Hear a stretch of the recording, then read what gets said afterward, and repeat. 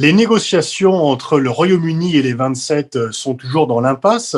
Nous allons en parler avec Sylvie Matelli. Bonjour Sylvie. Bonjour. Alors, quels sont les sujets sur lesquels ça coince encore à propos du Brexit? Alors, on coince toujours sur les mêmes sujets et quasiment, je serais tentée de dire, depuis le début des négociations après la demande de sortie en mars 2017. Les deux sujets aujourd'hui vraiment bloquants, mais on le savait encore une fois depuis le début, c'est la question de la pêche et c'est la question des normes. Alors, ce qui est assez amusant, c'est que ce sont plus sur des grands principes que l'on bloque que sur la réalité. C'est-à-dire sur la question de la pêche, les Britanniques veulent retrouver leur souveraineté, c'était le principe de base des pro-Brexit. Retrouver leur souveraineté, c'est aussi pouvoir contrôler leur zone de pêche. Et en fait, ils ne sont pas contre le fait que les pêcheurs européens viennent dans leur zone de pêche. Ils veulent simplement être les maîtres d'un éventuel accord. Ils veulent décider ce qu'ils feront de leur zone de pêche. Et donc, ils veulent pouvoir négocier eux-mêmes, imposer eux-mêmes leurs conditions, ce que refusent bien évidemment les Européens. Mais on est vraiment sur une question de souveraineté. Le deuxième sujet qui bloque, c'est la question des normes. Et là aussi, là, on est sur la question de la concurrence équitable. Et les Européens veulent s'assurer que demain, même si les Britanniques rédigent leur propre réglementation, donc leurs propres normes, elles seront en cohérence et elles ne fausseront pas la concurrence avec les Européens. Et là, pareil, on est vraiment sur une question de qui a le pouvoir, puisque on sait très bien que les Britanniques, c'est un pays développé où les normes sont très élevées, parfois même plus élevées et plus avancées que les normes européennes.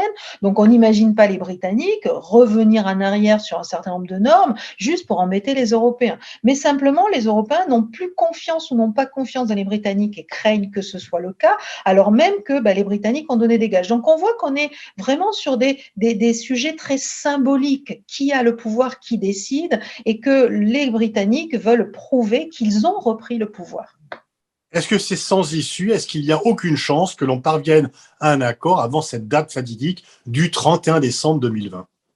Avant la date fatidique du 31 décembre, c'est quasiment acté qu'on n'aura pas d'accord, puisque même si on avait un accord demain, après-demain ou dans les jours qui viennent, il faut qu'il soit voté par la Chambre des communes et le Parlement britannique, et il faut aussi qu'il soit voté par les parlements nationaux des 27 pays. Donc, on entre quand même dans une période où le monde politique va largement, et pas que le monde politique, vont largement ralentir. On imagine mal qu'avant la fin de l'année, on ait eu ces acceptations. Par contre, ce qui est certain, c'est qu'il est question de la relation future. Donc, à un moment donné, il faudra trancher. Il faudra établir une relation future. Donc, tôt ou tard, des accords seront trouvés sur ces sujets.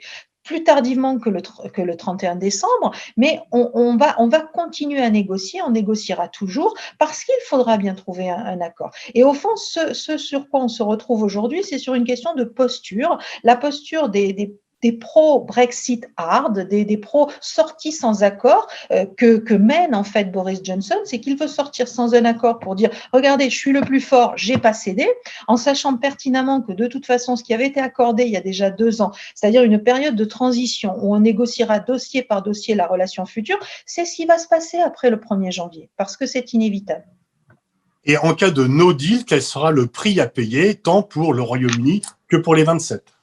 Alors, en cas de no deal, le prix à payer, ça va être ce prix de cette période de transition entre le moment où, dossier par dossier, sujet par sujet, on aura réussi à définir une relation commune et le moment du no deal, le 1er janvier, est le moment où on aura trouvé un accord. Et en fait, la conséquence de ça, ça va être que, au fond, pendant des mois et des mois, on va se retrouver dans une situation où on ne sait pas comment on règle les problèmes du quotidien. Vous avez un médicament qui arrive au Royaume-Uni. Il est européen, donc aux normes européennes. Il va falloir que les Britanniques vérifient qu'il est bien aux normes britanniques. Il va se passer quoi? Il va se passer des journées et des journées, des semaines peut-être, des mois, pour que les autorités britanniques arrivent à dire oui, c'est bon, il est aux normes britanniques, on l'accepte, on le met sur le marché.